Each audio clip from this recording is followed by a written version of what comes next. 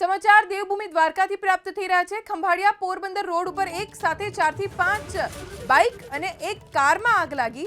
Yamuna petrol પંપની એકદમ નજીક વિકરાળ આગ લાગી। શોર્ટ સર્કિટના કારણે આગ લાગી હોવાનું અનુમાન છે।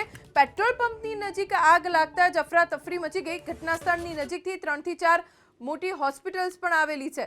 જોતજોતામાં આગે ખૂબ મોટું વિકરાળ સ્વરૂપ ધારણ કર્યું। ફાયર વિભાગને જાણકારી આપવામાં આવતા ફાયર વિભાગ તાત્કાલિક સ્થળે પહોંચી અને આગ ઉપર કાબુ મેળવવાના પ્રયત્ન શરૂ કરવામાં આવ્યા છે।